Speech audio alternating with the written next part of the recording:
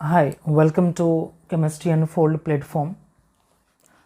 जैसे कि मैं लास्ट क्लास में ही क्लू दे दिया था कि आज के लेक्चर्स हम लोग डी ऑर्बिटल्स के बारे में स्टडी करेंगे और हम यहाँ पे डी ऑर्बिटल्स के बारे में कुछ एडिशनल इन्फॉर्मेशन पढ़ेंगे जो हम लोगों ने क्वांटम नंबर में स्टडी नहीं किया था। ओके, तो हम यहाँ पे क्वांटम नंबर में जो आपने स्टडी किया था प्रिंसिपल में, एज़ोमेथल में, मैग्नेटिक में और इसमें वो इन्फॉर्मेशन हम यहाँ पे डिटेल नहीं जाएंगे, पर वहाँ पे जो इन्फॉर्मेशन नहीं पढ़े थे उसकी एडिशनल इन्फॉर्मेशन को हम लोग यहाँ पे एडिशनली पढ़ने के लिए जा रहे हैं और उसके डिफरेंट एप्लीकेशंस को हम लोग आगे जाके जैसे जैसे आगे बढ़ते जाएंगे स्टडी करते जाएंगे। तो हम यहाँ पे बेसिक इन्फॉर्मेशन एक बात करें तो डी ऑर्बिटल के शेप की यदि बात करें तो डी ऑर्बिटल का शेप हम सबको पता है, it's a shape is a double dumbbell.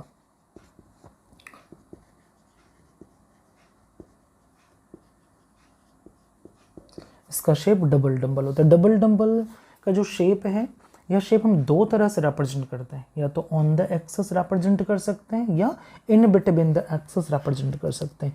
यदि मैं इस डबल डंबल शेप को ऑन द एक्सिस रिप्रेजेंट करें तब उसे बोलते हैं ये हमारा एक्सियल डी ऑर्बिटल्स है। आप बोल सकते हैं कि दिस इज अ एक्सियल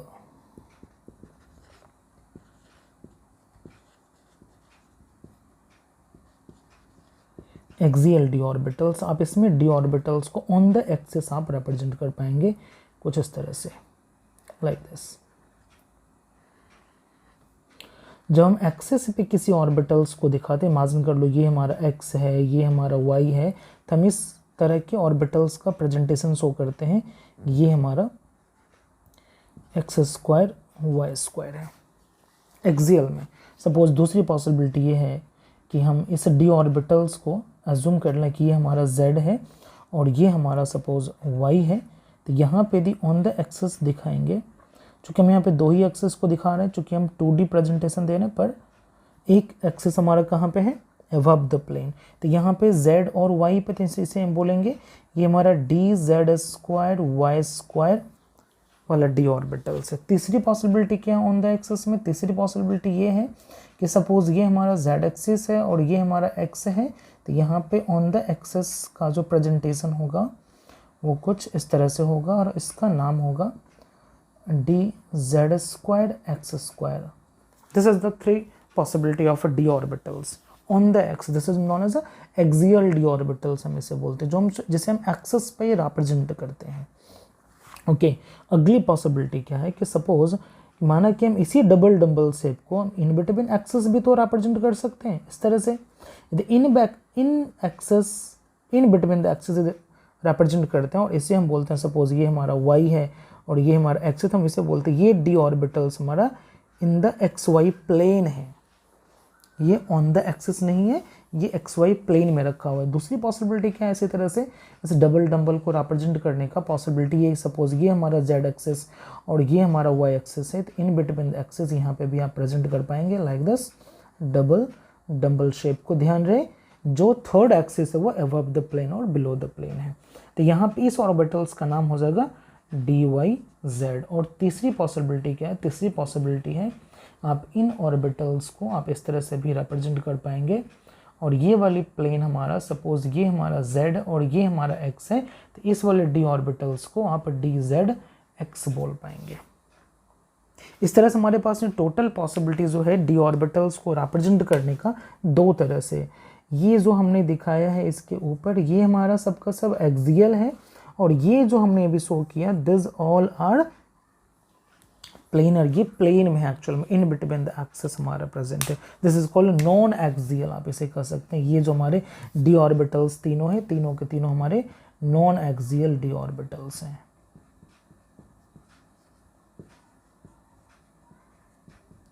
ये हमारे नॉन एक्सियल डी ऑर्बिटल्स हैं। यदि आपसे पूछा जाए कि डी ऑर्बिटल्स कितने तरह से रिप्रेजेंट करते हैं, तो डी ऑर्बिटल्स को हम लोग टोटल 6 तरह से रिप्रेजेंट कर सकते हैं। बट यहाँ पे आपको ये लग रहा होगा सर हमने तो आज तक 5 ही पढ़ा है, सर आप 6 कैसे दिखा रहे हैं? This is a hypothetical presentation. Total 6 possibilities जो है ये हाइपोथेटिकल है। हम लोग जो स्टडी करते हैं 5 वो सही है, चूँकि वो वेब के हिसाब से कैलकुलेटेड डाटा है।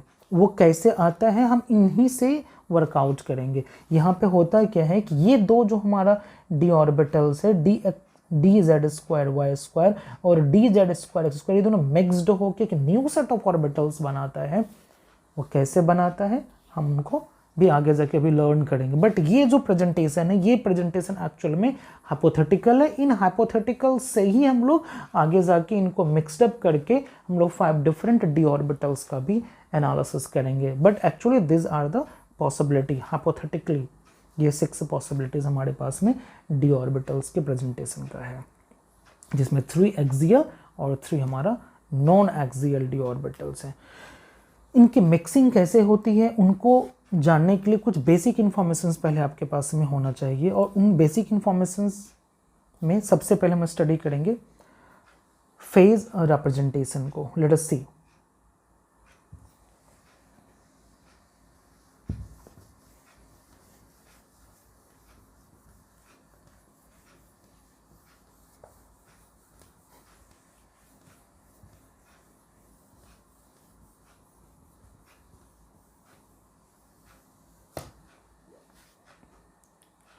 यदि मैं एज़ोमेथल क्वांटम नंबर और मैग्नेटिक क्वांटम नंबर की बात करूं तो d ऑर्बिटल्स के लिए जो है,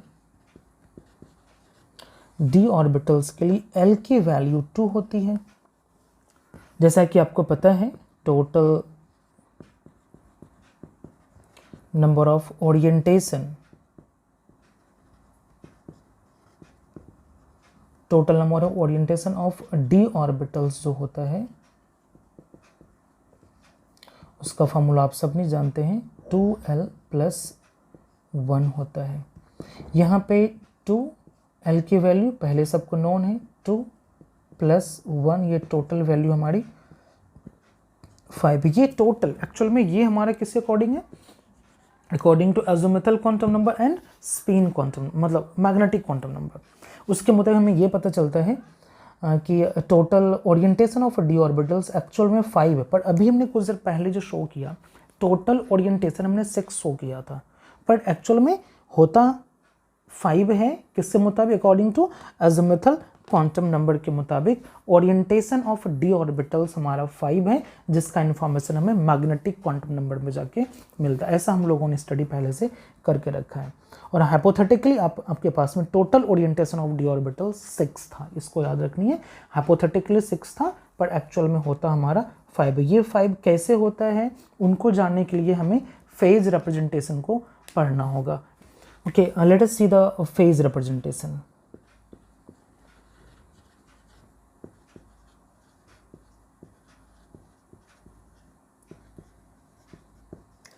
यदि हम ऑर्बिटल्स के फेज रिप्रेजेंटेशन की बात करें तो जैसे हम फेज बोलते हैं ना, तो कहीं ना कहीं हम वेव की बात कर रहे होते हैं। और फैक्ट भी है जो ऑर्बिटल्स को रिप्रेजेंट कर जो करते हैं, ऑर्बिटल्स का रिप्रेजेंटेशन हम लोग वेव से करते हैं।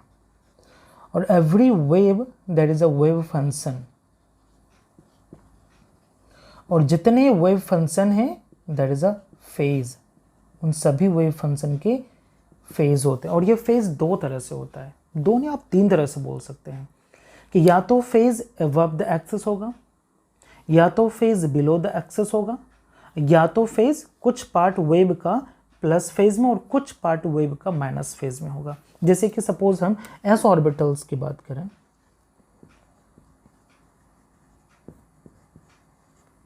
एस ऑर्बिटल्स की बात करें तो एस ऑर्बिटल्स का जो वेव होता है एक्चुअली में ऑर्बिटल्स को रिप्रेजेंट करने के लिए जो वेव होता है या तो अबव द एक्सिस होता है लाइक दिस, ये हमारा एक्सिस से अबव में बोलते हैं, ये हमारा प्लस फेज का एस ऑर्बिटल है। इस केसेस में हम लोग एस ऑर्बिटल्स को रिप्रेजेंट करते हैं।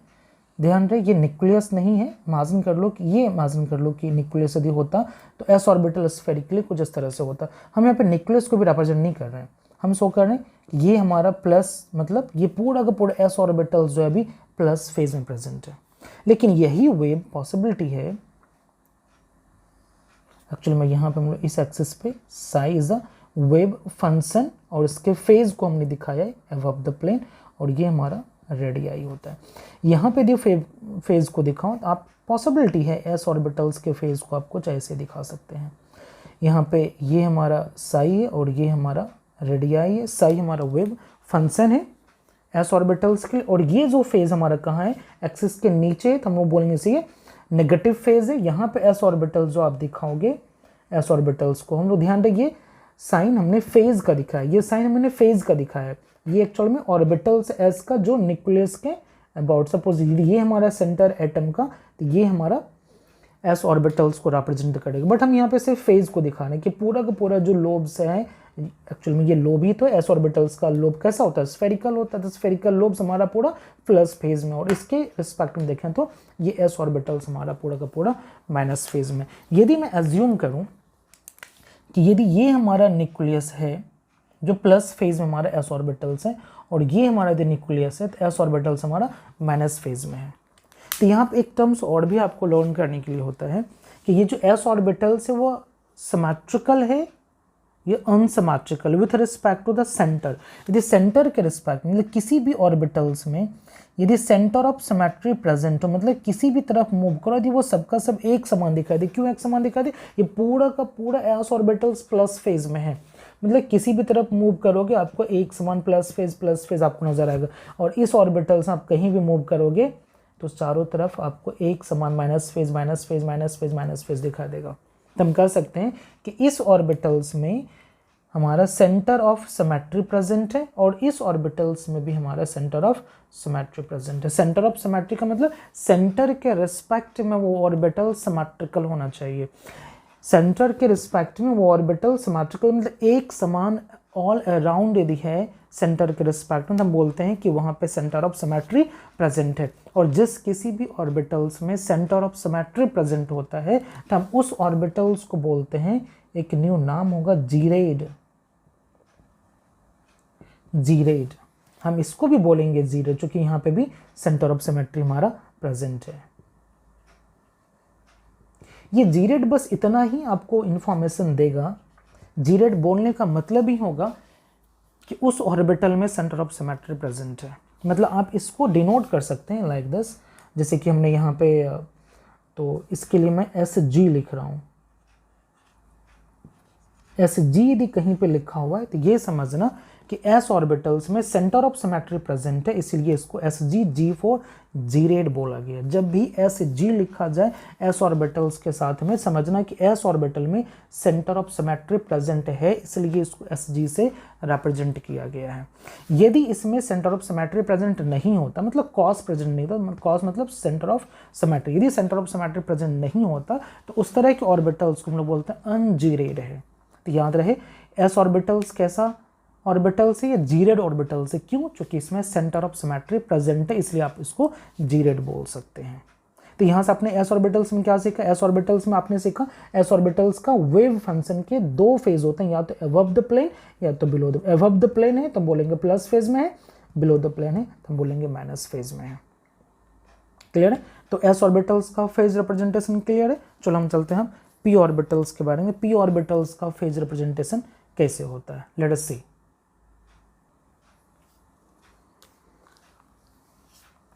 ओके, अब देखते हैं हम लोग phase representation of P orbitals. यदि मैं पी ऑर्बिटल्स की बात करूं तो आपको पता है पी ऑर्बिटल का शेप जो होता है वो डंबल होता है। आप सबको पता है पहले से भी, shape of P orbitals is dumbbell.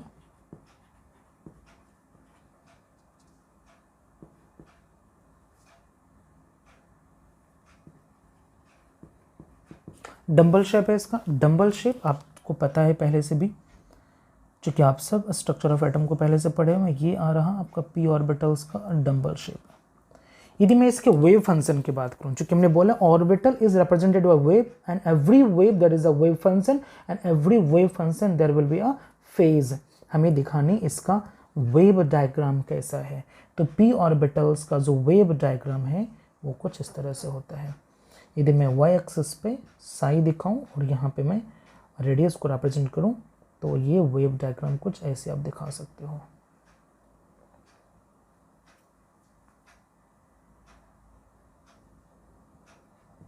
इस तरह से y एक्सिस पे साई यहाँ पे। तो ये देखो, ये मतलब ये जो एरिया है क्या है, अबव द प्लेन है, above the plane plus phase, और ये वाला एरिया क्या है बिलो द प्लेन, हम इसे बोलेंगे माइनस फेज। मतलब इस बार जो है पी ऑर्बिटल्स का जो वेव फंक्शन है उस वेव फंक्शन में दोनों तरह का फेज प्रेजेंट है, प्लस फेज भी है और माइनस फेज भी। इसका मतलब ये है कि पी ऑर्बिटल्स में दोनों फेज प्रेजेंट होगा।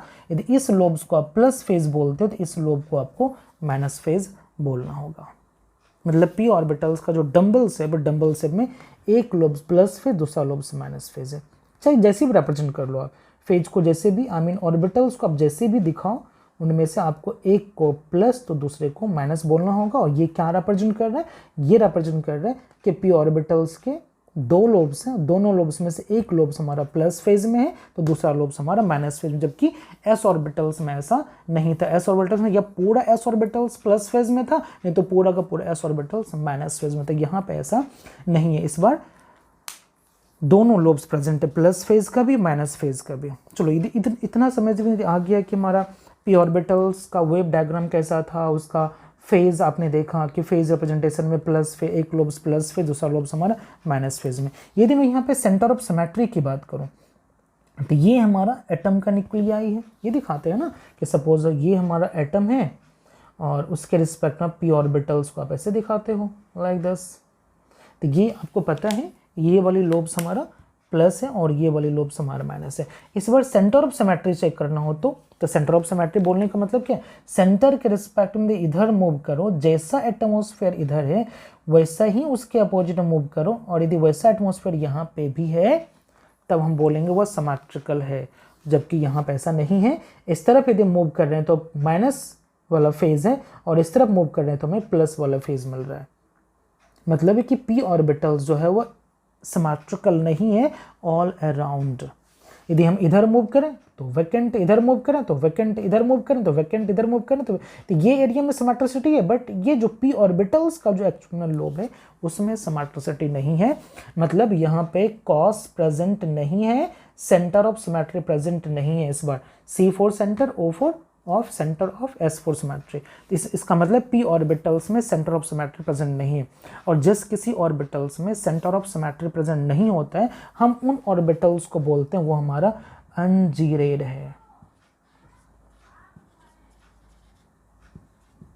तो पी ऑर्बिटल्स कैसा हो गया, अनजीरेड। अनजीरेड का मतलब क्या है कि सेंटर ऑफ सिमेट्री उसमें प्रेजेंट नहीं है। एस ऑर्बिटल्स को आपने SG बोला तो पी ऑर्बिटल्स को बोलना होगा आपको PU। PU, U for ungeared. जब भी हम PU लिखेंगे तो समझना कि पी ऑर्बिटल्स में सेंटर ऑफ सिमेट्री प्रेजेंट नहीं है, इसलिए अनजीरेड ऑर्बिटल्स हैं। तो P orbitals is ungeared orbitals. जब भी हम PU मतलब अनजीरेड ऑर्बिटल्स की हम बात करें, यहाँ पे सेंटर ऑफ सिमेट्री हमारा अब्सेंट है। अब ये बोल सकते हैं centre of symmetry is not present, यानी तो आप ये बोल सकते हैं सेंटर ऑफ सिमेट्री हमारा यहाँ पे अब्सेंट है। तो पी ऑर्बिटल्स का क्या आपको यहाँ पे लर्न करने के लिए मिला कि पी ऑर्बिटल का शेप डबल डंबल है, जिसका वेव डायग्राम कुछ इस तरह से होता है जिसमें दोनों फेज प्रेजेंट होता है, प्लस फेज भी माइनस फेज भी। Plus phase minus phase present होने की वजह से इसमें सिमेट्रिसिटी नहीं रहा, मतलब सेंटर ऑफ सिमेट्री अब्सेंट हो गया। सेंटर ऑफ सिमेट्री अब्सेंट होने की वजह से इसको हम लोग अनजीरेड बोले। अब प्रेजेंटेशन PU से बोलेंगे। PU मतलब P इज अ ऑर्बिटल जो हमारा अनजीरेड है। ओके, तो होप सो कि पी ऑर्बिटल्स के बारे में भी आपको समझ में आ गया, इसका फेज फेज रिप्रेजेंटेशन कैसा था और इसको पी ऑर्बिटल्स को अनजीरेड ऑर्बिटल्स क्यों बोला जाता है। ओके, चलिए यहाँ तक क्लियर है। तब अब हम लोग डी ऑर्बिटल्स की तरफ मूव करते हैं। चलो अब हम लोग देखते हैं phase representation of d orbitals को लेके।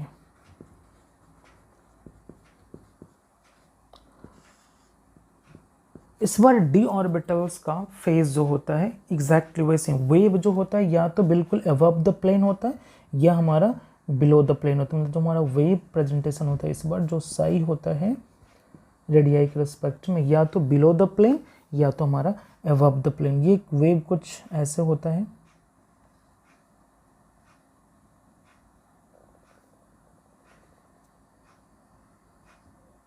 इस तरह चल रहा होता है, दो पॉइंट्स पे एक्सेस को टच कर रहा है, मतलब यहाँ पे नोड्स प्रेजेंट होगा डेफिनेटली। और इस बार पूरा का पूरा वेव अबव द प्लेन है। डंबल तो है, डबल डंबल, पूरा का पूरा वेव हमारा अबव द प्लेन, मतलब जो लोब्स होगा या तो पूरा का पूरा अबव द प्लेन लोब्स होगा, नहीं तो पूरा का पूरा वेव जो है हमारा बिलो द प्लेन होता है, कुछ इस तरह से।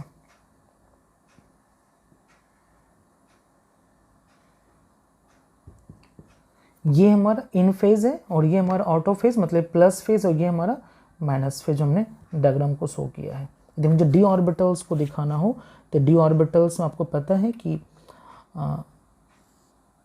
सपोज यदि मैं कुछ इस तरह से दिखाऊं, in between the axes, in between the axes में यदि मैं इन दोनों को ये लोब्स एज्यूम करूं तो ये लोब्स हमारा क्या होगा, दोनों का दोनों लोब एक साथ हमारा प्लस कहलाएगा। और यदि मैं इसे इन दोनों लोब्स को यदि मैं इस दोनों को एज्यूम करूं तो ये माइनस, तो ये भी माइनस होगा। ध्यान रहे, डी ऑर्बिटल्स में जो फेज दिखाओगे ये जो डंबल शेप है पूरा का पूरा प्लस होगा, पूरा का पूरा इन फेज होगा, नहीं तो पूरा का पूरा हमारा माइनस फेज में होगा। यदि मैं, ये तो हमारा नॉन एक्सियल है, यदि मैं एक्सियल की बात करूं तो एक्सियल में भी सेम होगा। यदि ऑन द एक्सिस आप दिखाओगे ऑर्बिटल्स को लाइक दिस, इस तरह से, तो एज्यूम करो ये दोनों जो ऑर्बिटल्स हैं वो हमारे, सपोज ये है, या आप इसे ही एज्यूम कर लो। यदि इन दोनों को, इसको वर्टिकल, इन दोनों लोब्स को यदि एज्यूम करो ये, तो ये हमारा प्लस फेज, तो ये भी प्लस फेज। इन दोनों को एज्यूम करो ये दोनों वाला, तो बोलेंगे ये हमारा माइनस, तो ये भी हमारा माइनस में है। ओके, होप सो कि यहाँ तक आपको समझ में आ गया होगा कि किस तरह से हमने फेज को रिप्रेजेंट किया डी ऑर्बिटल्स में। ये हमारा प्लस प्लस फेज, हमारा minus minus phase, plus plus phase, minus minus phase. किस तरह से, ये हमारा एक्चुअल में वेव डायग्राम से शो किया गया है। जैसे हमने पहले बोला था कि ऑर्बिटल को रिप्रेजेंट करते हैं वेव से, and every wave there is a wave function, every wave function there will be a wave, I mean there will be a phase. तो यहाँ पे फेज हमारा प्लस है, और यदि बिलो द प्लेन हुआ तो फेज हमारा माइनस है। तो आप दिखा सकते हैं यहाँ पे ये दोनों प्लस है तो ये दोनों हमारा माइनस है, ये दोनों प्लस है तो ये दोनों हमारा माइनस। इस तरह से ये वेव हमने पूरा नहीं दिखाया, एक्चुअली में पूरा वेव दिखाते तो आपको और भी चीज़ें कॉम्प्लेक्स हो जाती, बस हमने समझने के पॉइंट ऑफ व्यू से शो कर दिए ताकि ये पता चले कि हम लोग प्लस प्लस और माइनस माइनस किस तरह से शो आउट करते हैं यहाँ पे। ओके, तो होप सो कि यहाँ पे भी क्लियर हो गया। जरा आप यहाँ पे देखते हैं कि सेंटर ऑफ सिमेट्री प्रेजेंट है कि नहीं। लेट अस सी, चेक करो इस पॉइंट के रिस्पेक्ट में, इस पॉइंट सेंटर के रिस्पेक्ट में, सेंटर के रिस्पेक्ट इधर जाओ तो माइनस, इधर जाओ तो माइनस, मतलब सिमेट्रिकल है। इधर जाओ तो माइनस, उसके जस्ट अपोजिट में जाओ। इस बात का ध्यान रखनी है, जब भी सेंटर ऑफ सिमेट्री चेक करनी है तो 180 पे मूव करते हुए आपको चेक करनी है। यदि इधर जा रहे हैं माइनस है तो उसके जस्ट अपोजिट मूव कीजिए, और सेम एटमॉस्फेयर यदि है तो हम बोलेंगे centre of symmetry is there. इधर गए प्लस है, इधर गए तो प्लस है, एक दूसरे का अपोजिट में प्लस प्लस है, मतलब यहाँ पे भी सेंटर ऑफ सिमेट्री प्रेजेंट। यदि हम यहाँ पे मैं चेक करूँ तो यहाँ पे भी देख सकते हैं, इस पॉइंट से इधर मूव करो माइनस फेज, इधर मूव करो माइनस फेज, यहाँ से इधर मूव किए प्लस, इधर मूव किए प्लस, एक दूसरे का अपोजिट में प्लस प्लस फेज है, यहाँ पे एक दूसरे का अपोजिट में माइनस माइनस फेज है, मतलब यहाँ पे सेंटर के रिस्पेक्ट में सिमेट्रिसिटी है। इसको ऐसे सोचो ना कि मिरर इमेज, मिरर प्लेस कर दो और दोनों तरफ यदि एक समान दिख रहा है मतलब सिमेट्रिसिटी है। अब मिरर ऐसे प्लेस करो और चेक करो दोनों तरफ एक समान है कि नहीं, एक समान है मतलब सिमेट्रिसिटी वहाँ पे है। This is called the centre of symmetry. ठीक है, मतलब यहाँ पे COS centre of symmetry present है, यहाँ पे भी सेंटर ऑफ सिमेट्री प्रेजेंट है। तो डी ऑर्बिटल्स का प्रेजेंटेशन क्या होगा इस बार, ये हमारा कैसा है, ये हमारा जीरेड है और ये भी हमारा जीरेड है। तो डी ऑर्बिटल्स क्या लिखा जाएगा, डी ऑर्बिटल्स को DZ लिखा जाएगा। DZ का मतलब डी ऑर्बिटल्स में सेंटर ऑफ सिमेट्री प्रेजेंट है, इसलिए इसको DZ से रिप्रेजेंट किया गया है। तो आपने अभी तक में फेज रिप्रेजेंटेशन में 3 तरह के नोटेशन को स्टडी किया। S ऑर्बिटल्स कैसा था, जीरेड था। P ऑर्बिटल्स कैसा था, अनजीरेड था। D ऑर्बिटल्स कैसा है, जीरेड है। तो जब भी SG PU DZ लिखा हो इसका मीनिंग आपको क्लियर हो जाना चाहिए कि SG मतलब S ऑर्बिटल में सेंटर ऑफ सिमेट्री है, PU मतलब PU मतलब P ऑर्बिटल्स में सेंटर ऑफ सिमेट्री एब्सेंट है जो कि अनजीरेड है, और DZ मतलब D ऑर्बिटल्स में सेंटर ऑफ सिमेट्री है, इसलिए उसको DZ मतलब जीरेड बोला गया है कि D ऑर्बिटल्स जीरेड है, P ऑर्बिटल्स अनजीरेड और S ऑर्बिटल्स हमारा जीरेड है। This is all about the phase representation of S orbitals, P orbitals as well as D orbitals। यदि यहाँ तक आपको समझ में आ गया हो कि phase representation क्या था, कैसे represent किया गया है, तो हम आगे वाले टॉपिक पे फिर वापस से मूव करते हैं। अगला हमें ये क्या है, ये हमारा बेसिक पार्ट। एक तभी अभी एक टर्म से भी आपको और जानना है। चलो एक और हम एक न्यू कॉन्सेप्ट को स्टडी करते हैं, कंस्ट्रक्टिव और डिस्ट्रक्टिव वेव क्या होता है, मतलब जब कभी भी दो वेव कंबाइन करता है तो दो तरह से करता है, या तो कंस्ट्रक्टिव इंटरफेरेंस होता है या हमारा डिस्ट्रक्टिव इंटरफेरेंस होता है। तो जानते हैं कि ये एक्चुअल में होता क्या है।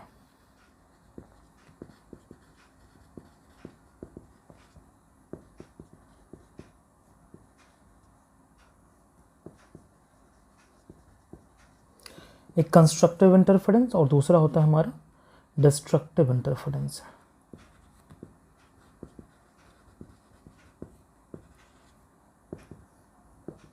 ओके, इन दोनों को समझने के लिए हम किसी दो ऑर्बिटल्स को एक्सप्लेन करने से पहले हम थोड़ा वेव, कोई भी दो वेव ले लेते हैं। सपोज एस ऑर्बिटल्स की हम पहले बात कर लें।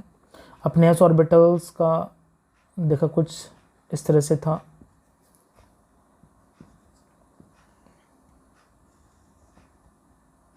हम किसी भी दो ऑर्बिटल्स के वेव को शो किए हैं। ये हमारा प्लस प्लस है, इन फेज है, ये भी हमारा इन फेज, प्लस फेज है, ये भी प्लस फेज में। इस प्लस फेज के वेव को हम लोग कुछ ऐसे दिखाते हैं, थोड़ा देख लिया अंडरस्टैंडिंग के लिए। इमेजिन कर लो कोई वेव है लाइक दिस, प्लस फेज है, माइनस फेज है। इसके ही सिमिलर एक और वेव है लाइक दिस, मानो ये प्लस फेज और ये माइनस फेज है। ये दोनों वेव जब कंबाइन होकर जब थर्ड वेव का फॉर्मेशन करेगा, इसमें ये वाली पॉइंट और ये वाली पॉइंट जैसे है बिल्कुल वैसे ही रहेगा। चेंज क्या होगा, इसका जो एम्पलीट्यूड है यहाँ से लेके यहाँ तक का, और इसका जो एम्पलीट्यूड है यहाँ से लेके, माना इसका एम्पलीट्यूड ए है, थोड़ा देर के लिए A1 मान लो, और इसका एम्पलीट्यूड मान लो A2 है, तो ये एम्पलीट्यूड जो है एड ऑन होके एक लॉन्गर एम्पलीट्यूड का फॉर्मेशन कर देगा, और ये एम्पलीट्यूड जो है वह A1 प्लस A2 होगा। ऐसा कब होगा, जब कंस्ट्रक्टिव इंटरफेरेंस होगा तब होगा। ये प्लस फेज कंबाइन होके ये बना दिया, ये माइनस फेज कंबाइन होके ये बना दिया, ये यहाँ से यहाँ तक। ऐसा किसी भी केस में होता है A1 प्लस A2। ऐसा यदि कहीं पे भी होता है, कोई भी दो वेव कंबाइन होके द थर्ड वेव का फॉर्मेशन करे जिसका एम्पलीट्यूड एडिशन होके मल्टीपल हो जाए, तो इस तरह के कॉम्बिनेशन हम बोलते हैं ये हमारा कंस्ट्रक्टिव इंटरफेरेंस है वेव का। इसका रिवर्स भी पॉसिबल है कि आउट ऑफ फेज कॉम्बिनेशन हो, तो एज्यूम कर लो कोई दो अलग अलग वेव है, एक प्लस फेज और एक माइनस फेज में, तो वहाँ पे क्या होगा कॉम्बिनेशंस में, उसको देखते हैं जरा।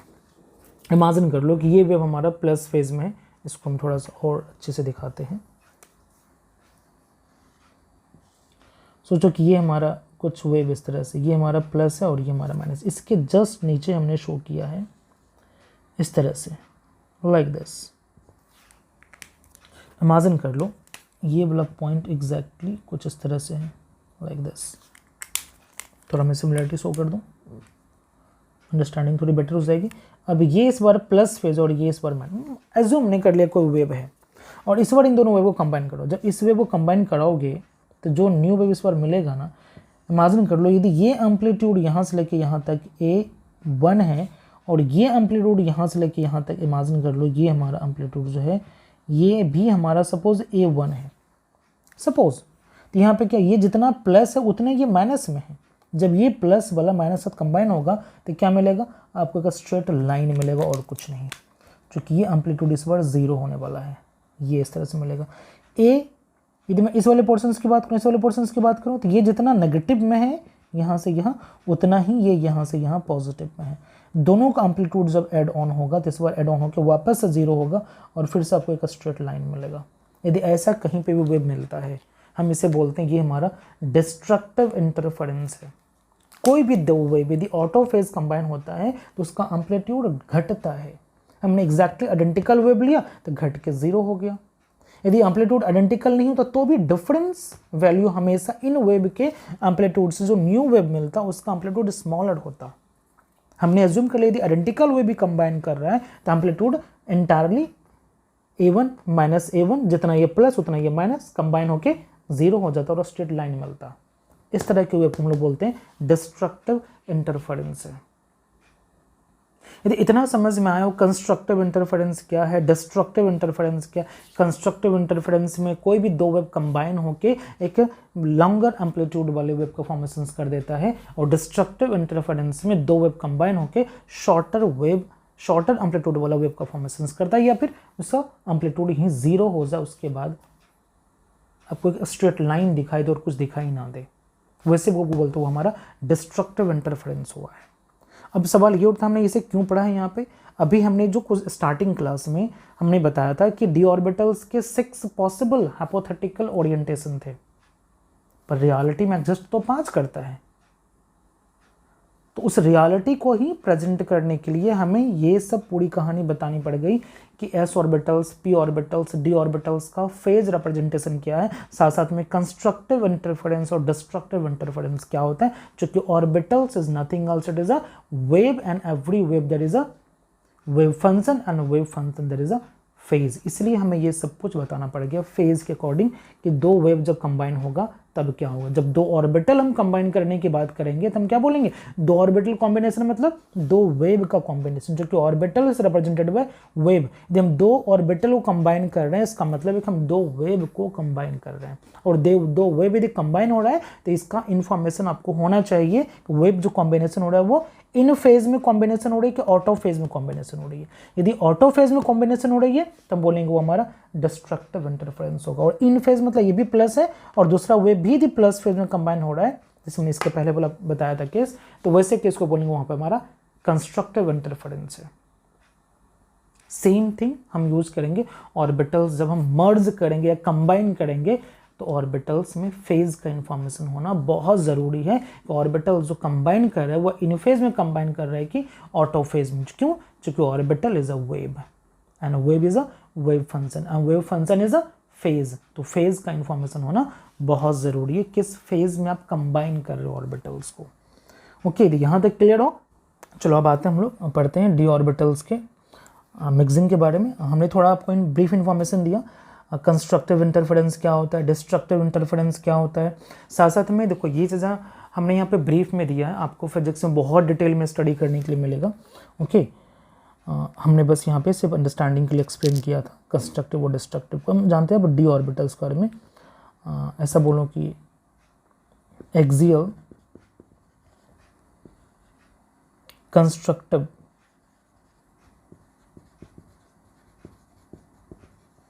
axial constructive mixing of d orbital।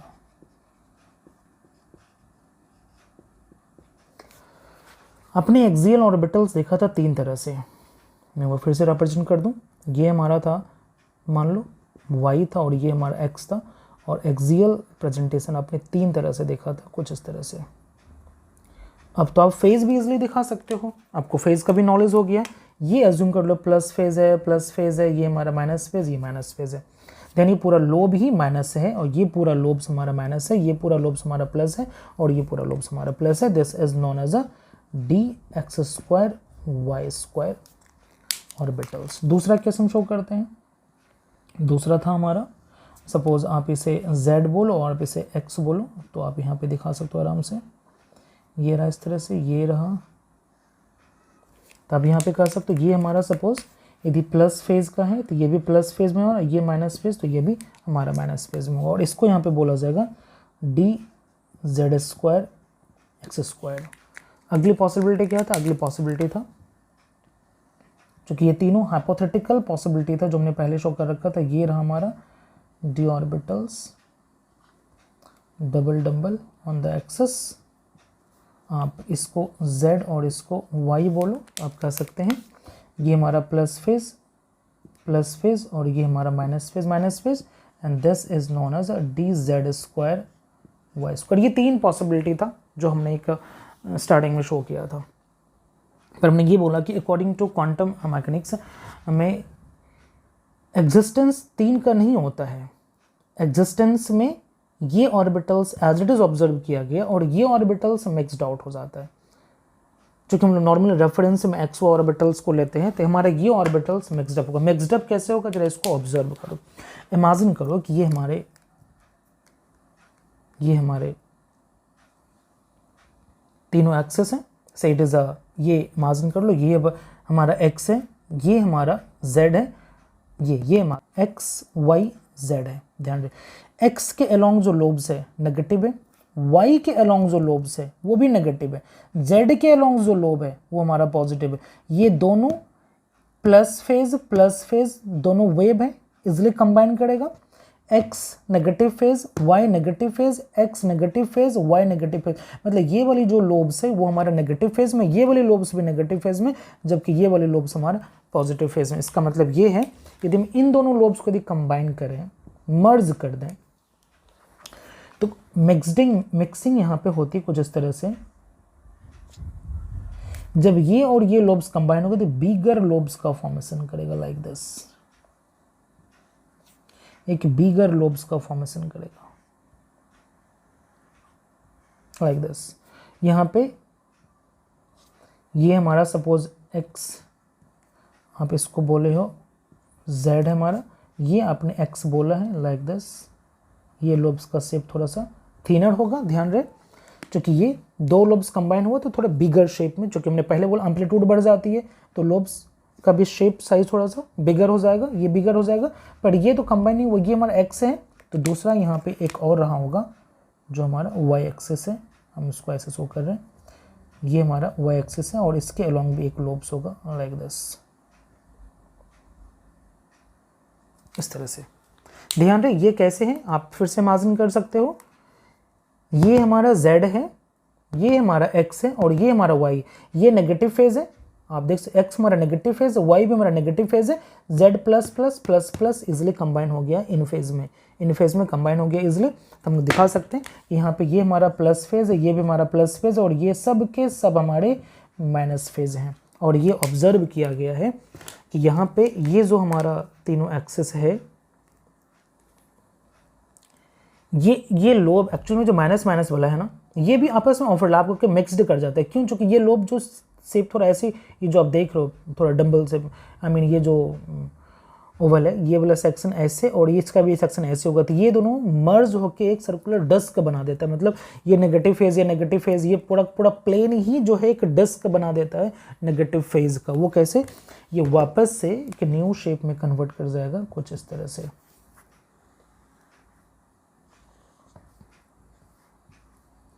ये एक बिगर लोब्स होगा, ये भी एक बिगर लोब्स होगा और यहाँ पे एक डिस्क बनाएगा लाइक दिस।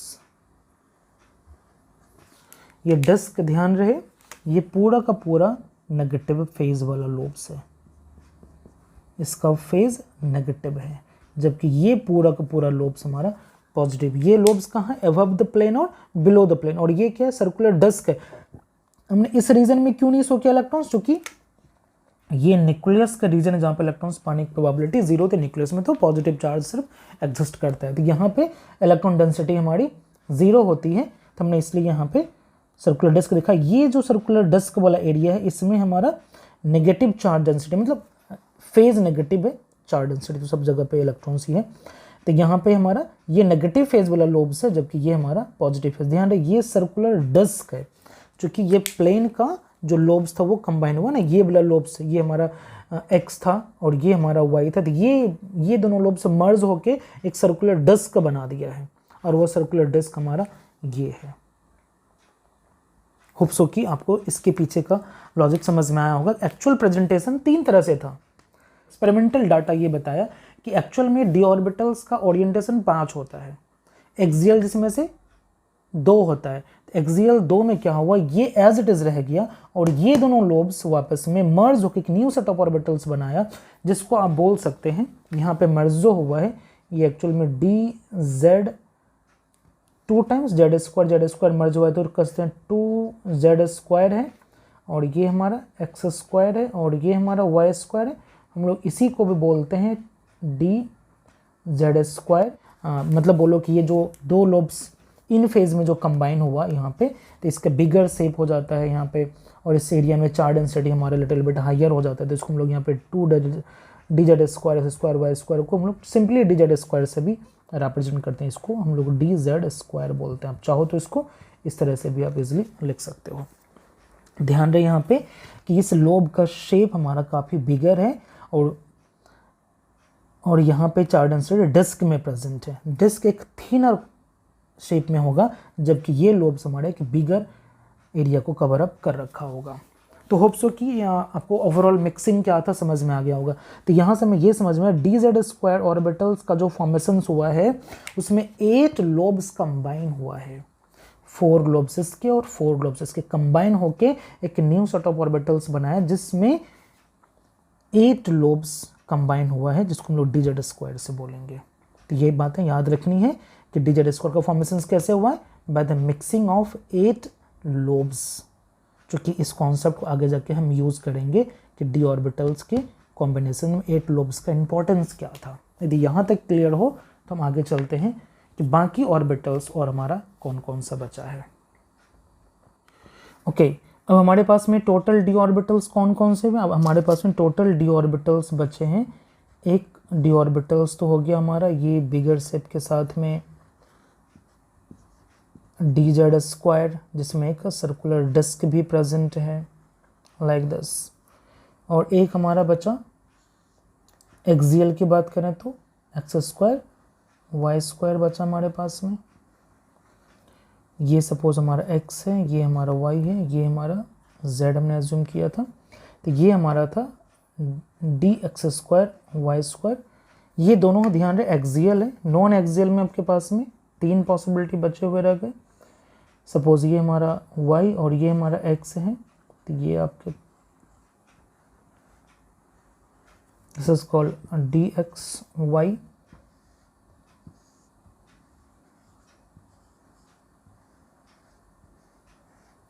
यदि ये हमारा y और ये z है तो हम बोलते हैं DYZ।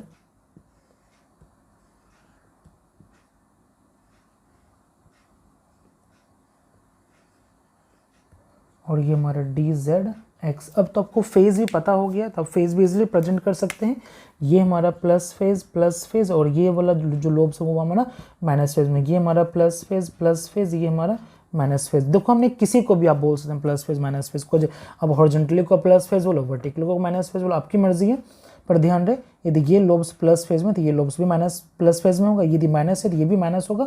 यदि आपने इसे प्लस बोला तो ये भी प्लस बोलना होगा, ये माइनस तो ये माइनस, यदि ये प्लस तो ये प्लस, ये माइनस तो ये माइनस। इस तरह से टोटल d ऑर्बिटल्स अब आपके पास में 5 हो गए। पर ध्यान रहे कि 5 में से ये जो फॉर्मेशन हुआ है वो 8 डिफरेंट लोब के कॉम्बिनेशन से हुआ है। मतलब यहाँ पे इस लोब्स में जो चार्ज डेंसिटी होगी वो बाकी इन सभी लोब के रिस्पेक्ट में ज़्यादा होगी। क्यों? क्योंकि इन सभी केसेस में जो इलेक्ट्रॉन की जो चार्ज डेंसिटी है वह 4 डिफरेंट लोब में डिस्ट्रीब्यूट हुआ है, जबकि यहाँ की टोटल चार्ज डेंसिटी इसी 2 लोब्स में डिस्ट्रीब्यूट है और लिटिल बिट इसके सर्कुलर डिस्क में प्रेजेंट होगा। तो ध्यान रहे इस बात का, ये एक डिफरेंस पॉइंट है कि चार्ज डेंसिटी जो d ऑर्बिटल्स है वो किस लोब में सबसे ज़्यादा है। तो d ऑर्बिटल्स के DZ² वाले जो लोब्स हैं उसमें चार्ज डेंसिटी सबसे ज़्यादा है और लोब का शेप भी बिगर होगा इन के लोब के रिस्पेक्ट में। क्यों? चूंकि ये लोब जो फॉर्मेशन था वो एक्सियल कंस्ट्रक्टिव मिक्सिंग से बना था, जिसमें इस तरह के 2 सिमिलर लोब कंबाइन होकर बना था। तो लोब का एम्पलीट्यूड हमारा बढ़ गया होगा, वेव का एम्पलीट्यूड बढ़ गया होगा। तो ये शेप हमारा जो हमारा ओवल शेप है ये शेप हमारा बिगर दिखाई देगा। इसलिए यहाँ पे यदि मैं चार्ज डेंसिटी की बात करूँ पर इसके रिस्पेक्ट में, पर लोब के रिस्पेक्ट में यहाँ के लोब्स में चार्ज डेंसिटी हायर होगा। मैं इसलिए इस वर्ड को एम्फसाइज कर रहा हूँ ताकि आगे जाके मैं इस कॉन्सेप्ट को यूज़ करूँगा जब हम ओवरलैपिंग करके बॉन्ड का फॉर्मेशन करेंगे, तो उसमें सबसे ये इफेक्टिव ओवरलैपिंग करेगा क्योंकि चार्ज डेंसिटी जहाँ पे सबसे ज़्यादा होगा वो सबसे मोर इफेक्टिव बॉन्ड का फॉर्मेशन करेगा। इसलिए मैं बार बार एम्फसाइज कर रहा हूँ कि DZ² लोब्स का फॉर्मेशन जो हुआ वह 8 लोब के कॉम्बिनेशन से हुआ है, जिसमें इस लोब का एम्पलीट्यूड इस वाले लोब के रिस्पेक्ट में ज़्यादा होगा, चार्ज डेंसिटी यहाँ पे ज़्यादा होगा बाकी सभी लोब्स के रिस्पेक्ट में। तो यहाँ पे ये ओवरऑल कंक्लूजन हमें ये सीखने के लिए मिला कि ये हमारा प्योर d ऑर्बिटल्स है, कोई मिक्सिंग नहीं हुआ। ये भी प्योर d ऑर्बिटल्स, ये भी प्योर d ऑर्बिटल्स, ये भी प्योर d ऑर्बिटल्स है। बट ये d ऑर्बिटल्स कैसा प्योर है? नहीं, ये d ऑर्बिटल्स प्योर नहीं। ये d ऑर्बिटल्स तो मिक्सिंग होके बना है, मिक्सिंग होने के बाद ये ऑर्बिटल्स का फॉर्मेशन हुआ है। तो d ऑर्बिटल्स में जो एक्सियल और 2 d ऑर्बिटल्स हैं उनमें से एक मिक्स्ड डी ऑर्बिटल्स है, दूसरा हमारा प्योर डी ऑर्बिटल्स है। नॉन एक्सियल डी ऑर्बिटल्स में सबके सब प्योर डी ऑर्बिटल्स हैं। इनको समझना बहुत ज़रूरी था कि प्योर डी ऑर्बिटल्स क्या होता है, मिक्स्ड डी ऑर्बिटल्स क्या होता है। तो हमारे पास में दो इन्फॉर्मेशंस मिला, मैं इसको भी थोड़ा क्लासीफाई कर देता हूँ। चलो हम डी ऑर्बिटल को वापस से क्लासीफाई करते हैं। डी ऑर्बिटल्स हमारे पास में अब दो तरह के हैं। एक डी ऑर्बिटल्स वो हैं जो एक्सियल हैं और दूसरा डी ऑर्बिटल्स वो हैं जो नॉन एक्सियल हैं। एक्सियल डी ऑर्बिटल्स आपके पास में दो तरह के थे। एक्सियल डी ऑर्बिटल्स में डी जेड स्क्वायर था और d x square y square था। नॉन एक्सियल ऑर्बिटल्स आपके पास में तीन तरह के थे, d x y, d y z और डी जेड एक्स। इनमें से ये सब के सब ऑर्बिटल्स हमारे प्योर थे, प्योर डी ऑर्बिटल्स थे, जबकि ये ऑर्बिटल्स आपके मिक्स्ड थे। क्या इतनी बात आप सबको समझ में आ रही? इतनी बात सबको समझ में आ गया है तो अपने डी ऑर्बिटल्स के बारे में बहुत कुछ सीखा है। अभी भी कुछ और भी टर्म्स बाकी है, let us see. Similarity and dissimilarity between d orbitals.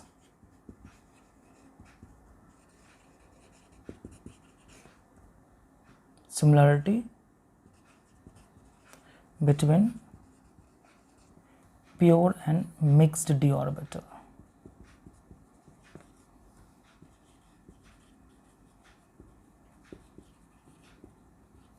यदि पहले पॉइंट्स की बात करें तो हम पहले पॉइंट्स में सिमिलरिटी में ये सबके जो जितने भी हमारे pure and mixed D orbitals होते हैं इन सब में एक सिमिलरिटी है और वो है हमारा जीरेड। सब में सेंटर ऑफ सिमेट्री प्रेजेंट होता है। आप देख सकते हैं कि जितने भी हमारे प्योर डी ऑर्बिटल्स की हम बात करें तो प्योर डी ऑर्बिटल्स आपके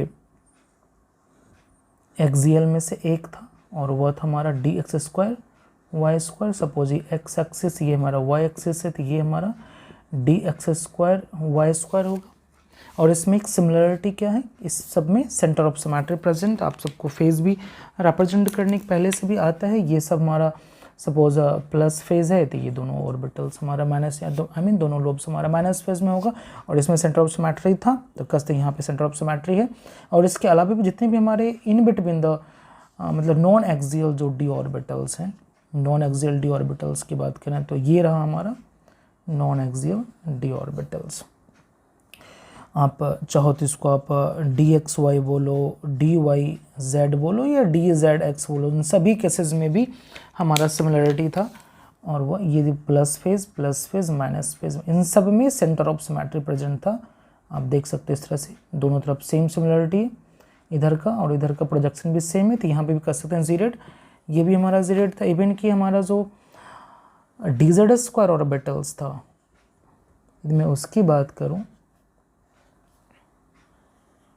जो हमारा मिक्स्ड डी ऑर्बिटल्स है इसमें भी एक सिमिलरिटी था और वो हमारा था सेंटर ऑफ सिमेट्री का। ये प्लस फेज ये above the plane below the plane और ये हमारा नेगेटिव फेज है। देखो हमने एज्यूम कर रखा है इसे प्लस फेज और इसे माइनस फेज। अब चाहो तो इसके बदले आप इसको ऐसे भी लिख सकते हो, वो तो आपके ऊपर डिपेंड करता है आप कैसे इसको रिप्रेजेंट करना चाह रहे हो। सपोज माना कि ये जो हमारा डी जेड स्क्वायर था तो ये भी हमारा डी जेड स्क्वायर है और यहाँ पे हमने डिस्क शो किया है कुछ इस तरह से।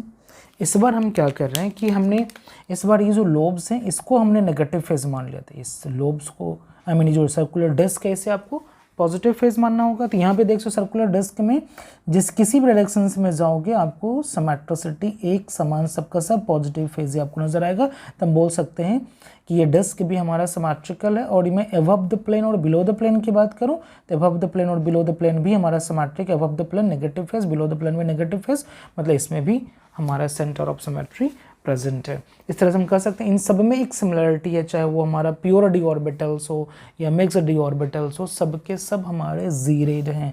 तो इन सब में क्या सिमेट्रिसिटी है, क्या सिमिलरिटी है? सिमिलरिटी ये है ये सब के सब हमारे जीरेड हैं, सब के सब जीरेड है। तो ये हमारा तो एक सिमिलरिटी हुआ कि क्या इन सब में सिमिलरिटी था, दिस इज कॉल्ड जीरेड। इनके डिसिमिलरिटी को देखते हैं जो काफ़ी इंपॉर्टेंट है। ओके, लेट अस सी। ओके, यदि मैं इसकी डिसिमिलरिटी की बात करूं,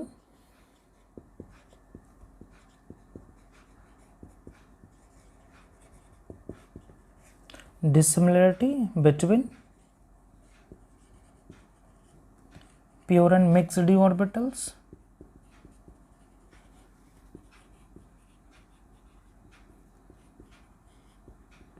तो सबसे पहले डिसिमिलरिटी हम बात करेंगे on the basis of node. आपके पास में नोड दो तरह का होता है, एक हमारा एंगुलर नोड्स होता है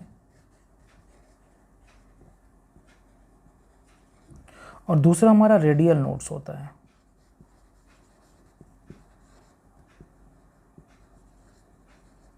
रेडियल नोड्स होता है। Angular nodes on the plane observe किया जाता है, जिसको हम लोग नोडल प्लेन बोलते हैं, और ये हमारा ऑन द सरफेस, ये अलोंग द सरफेस बोल सकते हैं, ऑन द सरफेस ऑब्जर्व किया जाता है।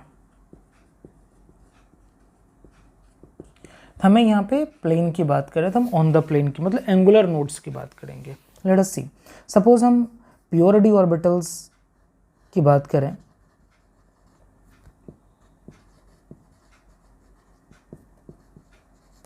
तो प्योर डी ऑर्बिटल्स में ऑब्जर्व करोगे, प्योर डी ऑर्बिटल्स में आप dz स्क्वायर भी बोल पाएंगे, sorry dx square y square बोल पाएंगे। तो ये रहा आपका dx square y square pure D orbital से।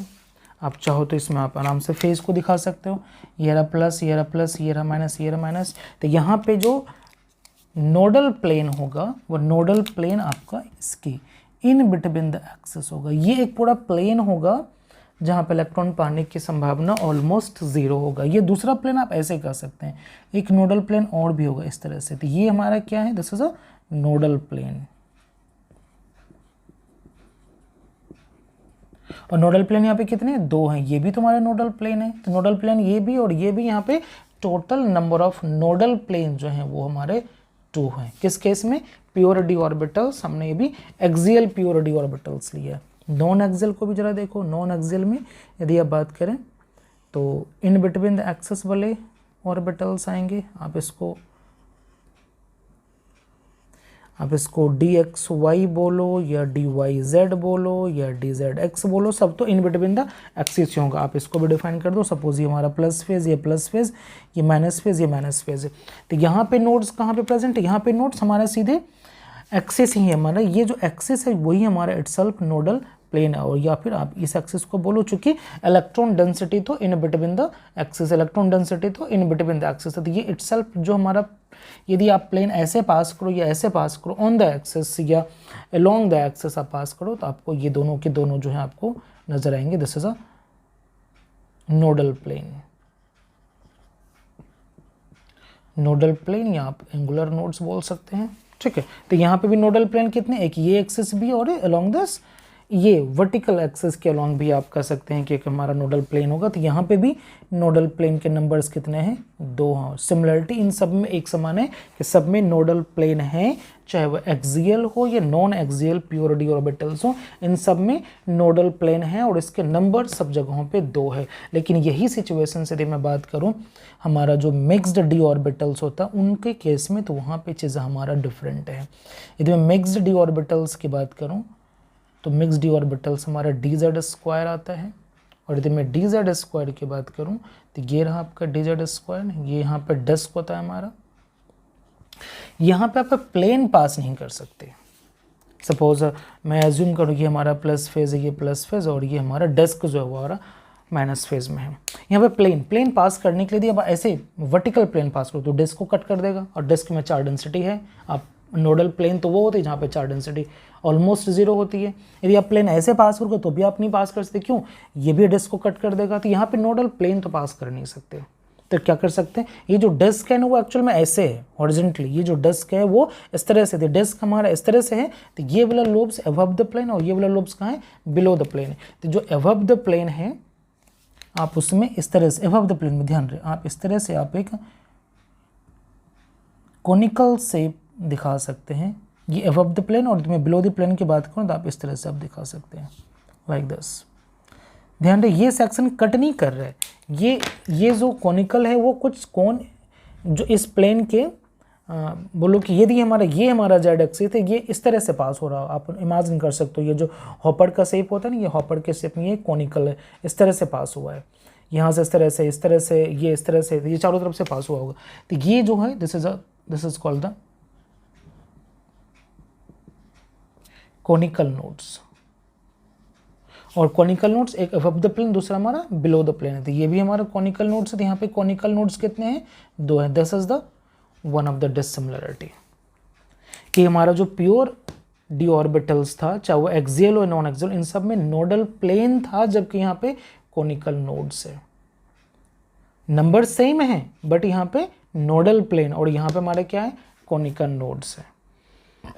इस तरह से हमारा ये एक डिसिमिलरिटी हुआ on the basis of nodes. Other dissimilarity को भी देखते हैं, वह क्या है, लेट अस सी। सेकेंड इसकी डिसिमिलरिटी हमारा डिफरेंस इन शेल्डिंग।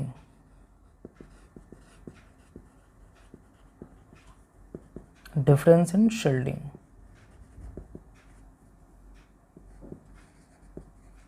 वो किस तरह से देखते हैं जरा। शेल्डिंग का डिफरेंस, इसको ऐसे समझो,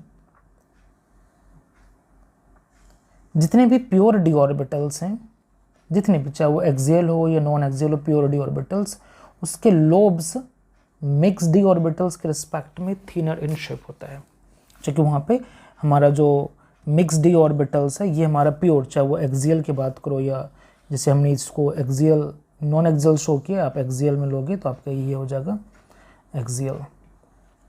तो ये दोनों हमारे प्योर वाले पार्ट्स का है। This is a pure d orbitals.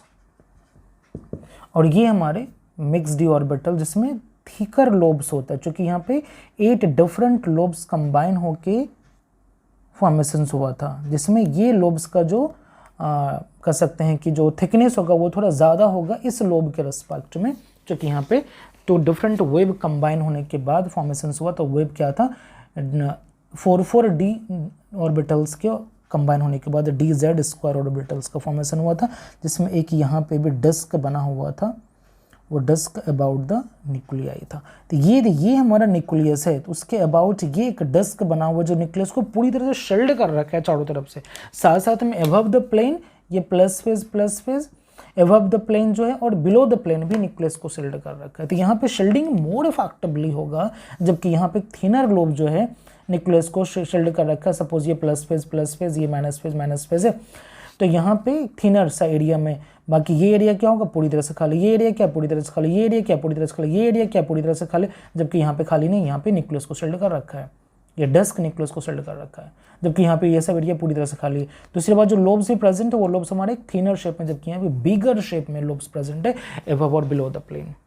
तो हम ये ऑब्जर्व करेंगे यहाँ की शेल्डिंग जो होती है, जितने भी प्योर डी ऑर्बिटल्स हैं, चाहे वह नॉन एक्सियल हो या एक्सियल हो, यहाँ पे ये सब एरिया खाली, ये एरिया खाली, ये एरिया खाली, ये एरिया खाली है, जबकि यहाँ पे ये एरिया डिस्क ने न्यूक्लियस को शेल्ड कर रखा है।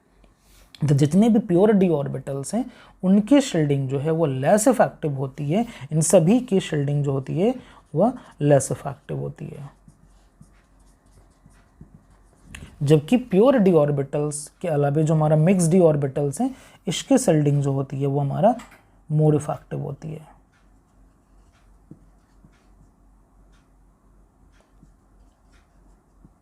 या फिर आप ये बोल सकते हैं कि ये मोर पावरफुल शेल्डिंग शो करेगा, जबकि ये लेस पावरफुल शेल्डिंग शो करेगा। This is the one of the difference point.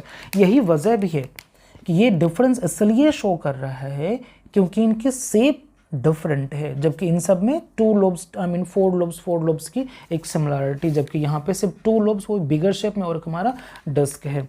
यही वजह है कि हम इस DZ स्क्वायर को डिफरेंशियल शेल्डिंग भी बोलते हैं। DZ स्क्वायर को हम लोग डिफरेंशियल शेल्डिंग बोलते हैं, जबकि ये सब का सब एक समान शेल्डिंग शो कर रहा होता है। और ऐसा क्यों होता है? क्योंकि इसके शेप डिफरेंट है बाकी इन सभी प्योर डी ऑर्बिटल्स के रिस्पेक्ट में। तो यहाँ से हमें 2 बातें सीखने के लिए मिला। एक तो DZ स्क्वायर कि शेल्डिंग मोर पावरफुल शेल्डिंग होती है with respect to all pure d orbitals, चाहे वो एक्सियल हो या नॉन एक्सियल हो। सेकेंड थिंग कि ये इन सब के रिस्पेक्ट में इसकी शेल्डिंग डिफरेंट होती है, इसलिए इसको डिफरेंशियल शेल्डिंग भी बोला जाता है। हम बोलते हैं कि डी ऑर्बिटल्स जो है वो डिफरेंशियल शेल्डिंग शो करता है। तो कौन शो करता है? Specially dz² differential shielding show करता है with respect to this pure d orbitals. तो ये था हमारा dissimilarity between the d orbitals. तो यहाँ तक सब कुछ क्लियर हो गया हो तो हम लोगों ने बहुत कुछ लर्न किया अबाउट द डी ऑर्बिटल्स या कैरेक्टरिस्टिक्स ऑफ डी ऑर्बिटल्स बोल सकते हैं। स्टार्टिंग से हम लोगों ने डी ऑर्बिटल्स के हाइपोथेटिकल अरेंजमेंट को देखा, हम लोगों ने डी ऑर्बिटल्स के प्रैक्टिकल अरेंजमेंट को देखा, मिक्सिंग देखा किस तरह से मिक्सिंग हमारा हुआ और डी जेड ऑर्बिटल्स का फॉर्मेशंस किया। फिर आपने देखा फेज रिप्रेजेंटेशन क्या था, उसके बाद आपने देखा इसी में कि सिमिलरिटी क्या था, डिसिमिलरिटी क्या था। दिस इज ऑल अबाउट इतना। आपने बहुत कुछ लर्न किया डी ऑर्बिटल्स का। आने वाले क्लास में इसके बॉन्डिंग से रिलेटेड बात करेंगे जिसमें बहुत कुछ सीखने के लिए मिलेगा। और एक रिक्वेस्ट है आप सबसे, इस वीडियो को इतना अधिक से अधिक शेयर करो कि मैक्सिमम से मैक्सिमम स्टूडेंट को बेनिफिट मिल सके। Okay, take care and bye bye.